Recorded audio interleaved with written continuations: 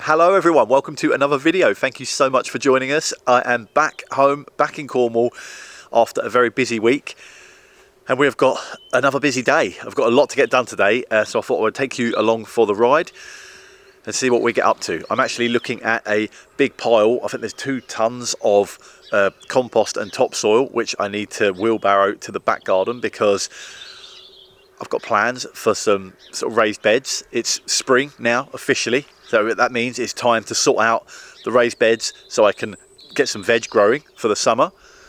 There's a lot of other things to do. I have an architect coming over to look at a building around the back, which actually I haven't shown you yet. So later in the video, we'll go and have a look at a slightly more terrifying project than the house. That's around the back, but we'll get to that soon. First things first, you know what happens first thing in the morning. We need to go and walk Wendy. If you are new to the channel and you haven't met Wendy before, she is a Spanish water dog. She's about 6 or 7 now. She's getting on. She is absolutely loving life down here in Cornwall, and she has a favourite beach, which we are going to go and head to now. Give her a run around, try and tire her out for the day, which we know is never going to work, is it? So let's get to the beach, give Wendy a run around, and then probably get shoveling mud. But it's going to be a good video. I hope you enjoy it. Come in, inside.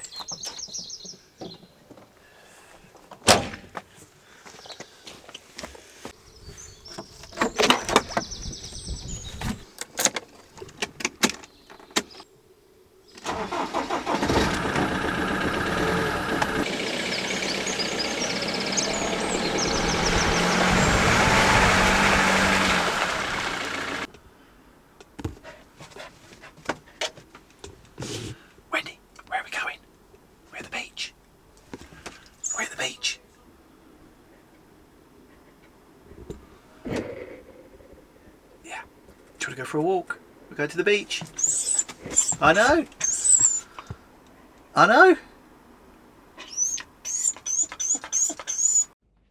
And just like that, she is off with a tennis ball, running straight down to the beach. She absolutely loves it.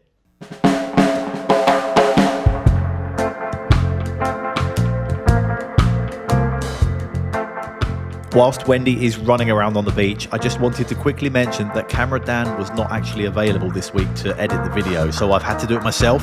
So I apologise if there's any shaky wobbly bits and it's all a bit basic. I'm learning, I'm trying my best. Bear with me. Thank you so much.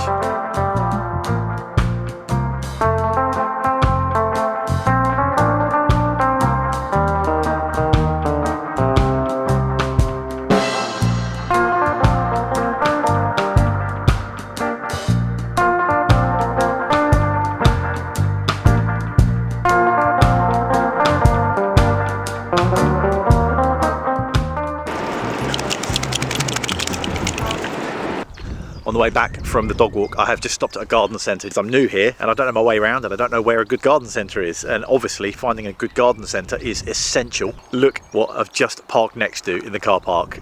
It's a sign. It must be a sign. Look. A Massey 35. Exactly what I'm looking for. I have been obsessing about these and I've been looking at these online. A few of you have actually got in touch offering yours for sale. To be completely honest with you, I'm trying to save up. That's the honest truth. Turns out they're quite expensive. Thank you if you have. I'm still desperately looking for one, or looking for the money to buy one. But I'm just going to have a proper little look around. How exciting. Oh, my mind is made up. I absolutely love it. It's meant to be. I need to find myself one of these. Oh, brilliant. I love it. It's so cool.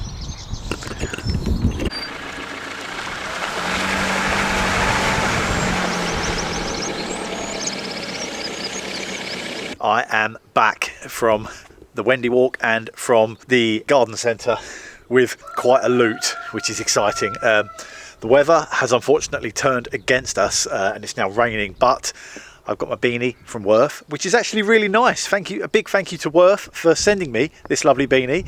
It's very, very nice. So far so good, perfect weather for it. Thank you very much. Back from the walk. Wendy obviously had a great time. Hopefully that will keep her quiet for a little bit longer. But let me take you around the back garden now and talk about the plan for these raised beds. Now, they are really, I will put a disclaimer in now, they are not anything fancy. I've had such little time here and there is so much to do. The priority really is just to get some veg growing in whatever I can. There were some shuttering boards down at the barn, which I've needed to remove anyway to get all my tools in. So I've just screwed those together basically and plonked them on the grass, and now I'm backfilling them with mud. So nothing fancy, not my finest work, but practical, functional. That's what we're looking for. This first bed I have almost entirely filled from the far corner over there, because I'm trying to dig a couple of trees out so I can get access to that wall that is in trouble, which a structural engineer is coming out to have a look at. The back of that wall is bowing so badly, it's got a big crack down the gable end of it. It's in trouble. That corner is in trouble. So I'm trying to clear the bushes, clear the trees and make access to that. So hopefully we can save it before it gets too bad. And also a lot of this sort of sandy looking stuff on the top has come from the workshop, which I think will be good with this, mixed with some of the new topsoil, a bit of that compost. We should be looking good. One is nearly full. I've just got the others to fill up before I can think about getting some plants in, which I'm desperate to do. It needs to happen soon in this beautiful sunshine. I need to get these plants in the ground. All right, back to digging. Now I've got the raised beds built, it's time to fill them up. So I made a phone call to the Green Waste Company, a local family-run business who turn things like large tree stumps and green waste from commercial contractors into this perfect compost. It was delivered by this little truck, which was a tipper, thankfully, and it tipped the whole load right by the back gate in the field, which just leaves me with the job of loading that into my wheelbarrow and getting it into the new beds. This took a lot longer than I was expecting. Shoveling all this compost into the wheelbarrow, wheeling it up the garden, tipping it into the beds, wheeling it back, shoveling it more. To be fair, I'm doing it with a spade. If I actually had a shovel, it probably would have made life a lot easier. Maybe I need to look at my garden tools.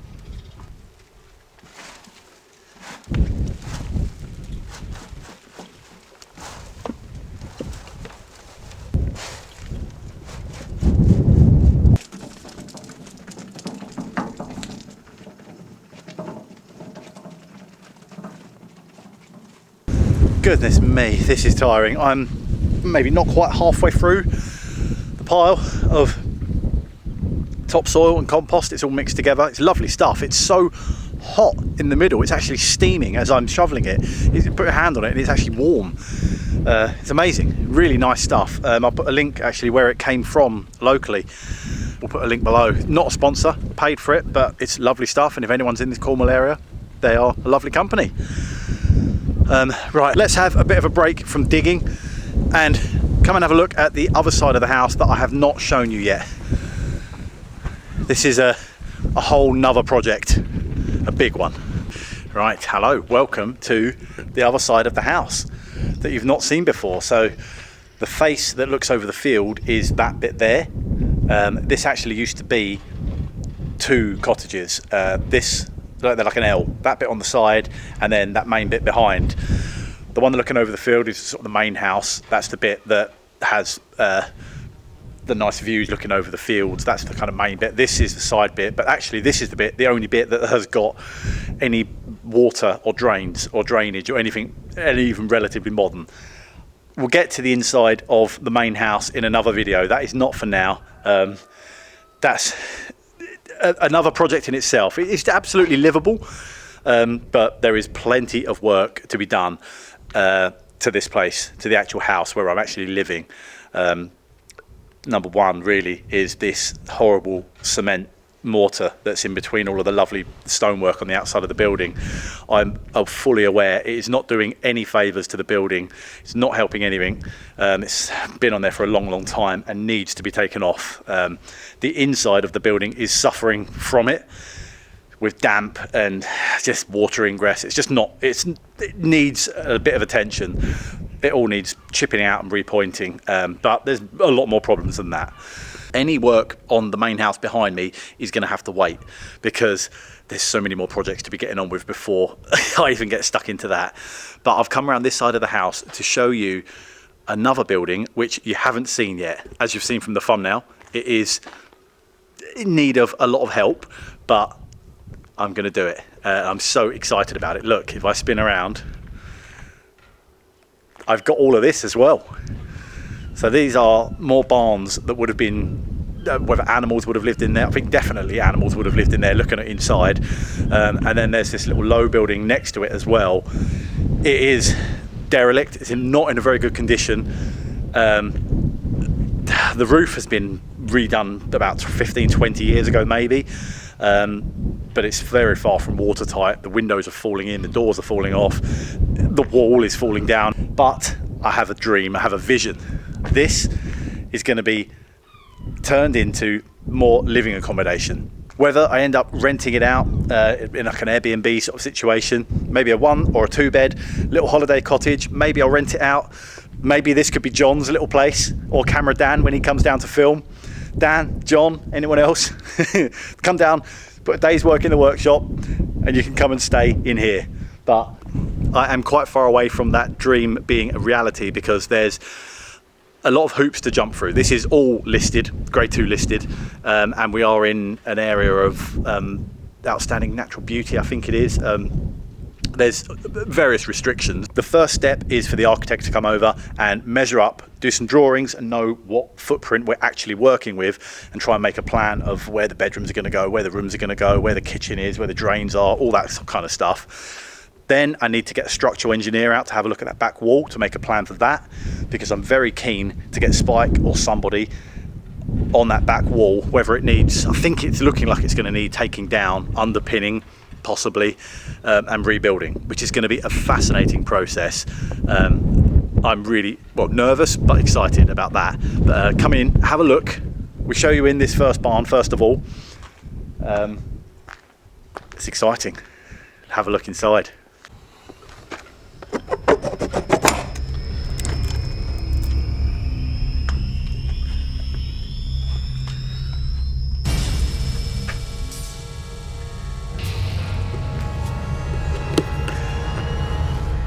Here we go.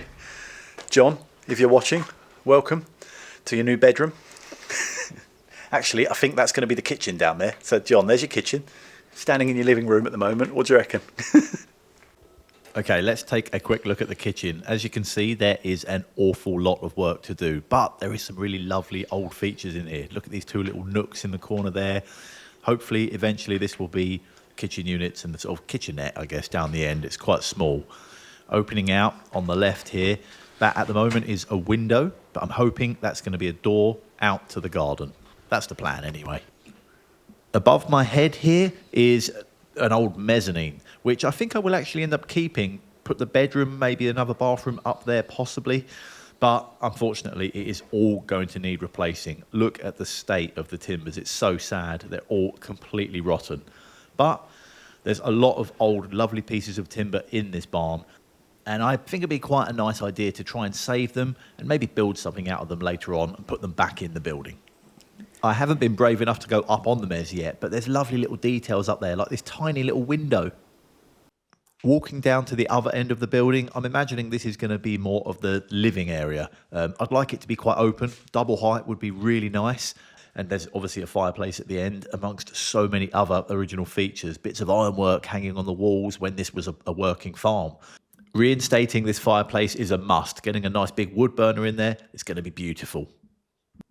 This is looking over the courtyard, and there's loads of windows in this wall. This is why I quite like to have this area open and maybe double height, because so much light will come in through these windows. But saying that, I would love to hear your thoughts, so leave me a comment below. Some good news is the roof has actually been rebuilt about 15 years ago, I think, so it's getting on, but it looks okay. Come on then, let's get back outside.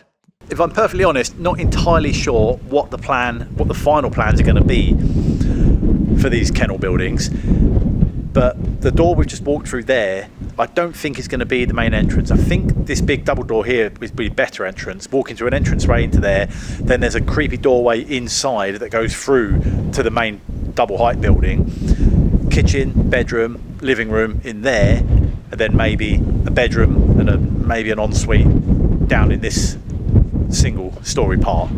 Something along those lines. There's a lot of potential with these beautiful old buildings, but they need some work. Goodness me. Paperwork and planning and approvals and building regs and stuff is going to take a long time, so that's the reason for me getting the paperwork and the plans drawn up now, so I can submit the application and proceed, and that can take as long as it takes whilst I'm getting on with everything else. And it will be very interesting to see what the architect comes up with. A fresh brain, a qualified fresh brain with some new ideas, so we'll see. Come and have a look in these low ones.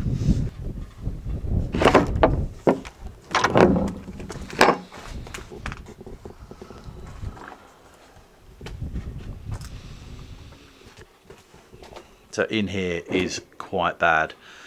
There's no floor at all. It's just mud. So I'm thinking this would be the front door. Come in through here into a sort of little reception area, and then there's room for a bedroom down there and a little maybe bathroom, and then there's a creepy doorway.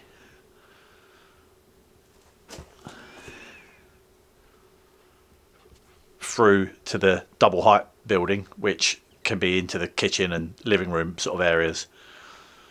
I hate to say it, but I do feel like once the structural engineer comes and has a look, and once we start work, most of this roof, I think if not all of this roof, is going to have to go. These lovely old timbers. But then I guess the roof that we put back in place will be just as nice.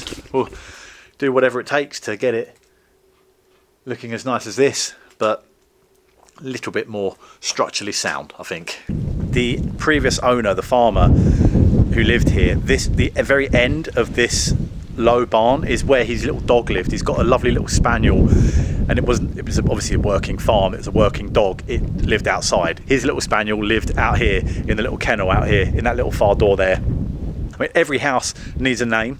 I quite like the kennels. It's quite fitting, isn't it? What do you reckon? Unless you can think of a better name. Come and have a look inside.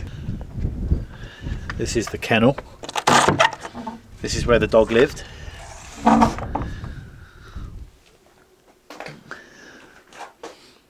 Not very glamorous.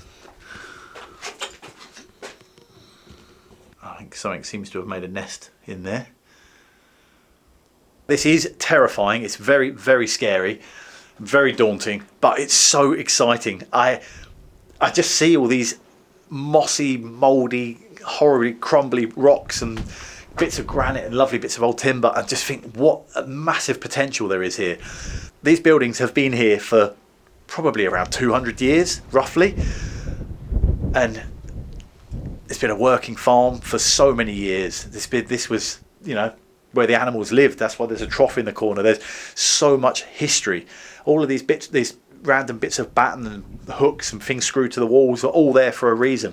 A farm worker at some point would have screwed these to the walls because this was just a working farm. And sadly, the working farm days of these buildings are over. But now it's my turn to look after them and turn them into something else, something beautiful, and keep as much of that character as possible. It's so exciting. But yes, very scary. Very, very scary. The rain has eased off now. Let's get on with a bit more digging. We've got to get these beds finished so I can get those plants planted, because I fancy some nice tomatoes. Right, let's go. Yep, here I go again, pushing the wheelbarrow around. God, I really need that tractor. This compost is really nice. but I really fancy making my own. I'm sure it's more complicated than you would think, but I've got lots of garden waste, food waste. I'm sure I can dedicate an area of the garden to making my own compost. How nice would that be? Instead of having to buy in, to have waste from the garden turn back into compost to go back in the garden. As you can probably imagine, this happened many, many more times. Until... That was the very last wheelbarrow load of compost in the beds. I've got all 3 of the beds full. Thank goodness for that. The sun has come out.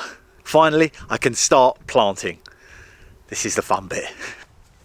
I'm going to start by just laying things out whilst they're all in pots still, just moving bits around. One of the beds gets a lot more sun than the other one, so I need to make sure I put the right plants in the right bed. Some of them also are climbers. I've got some peas, some French beans, and of course the tomatoes. All of these really need to be tied to something. Luckily, I managed to keep these structures, which I actually built for the previous house, and they came down here with me to Cornwall.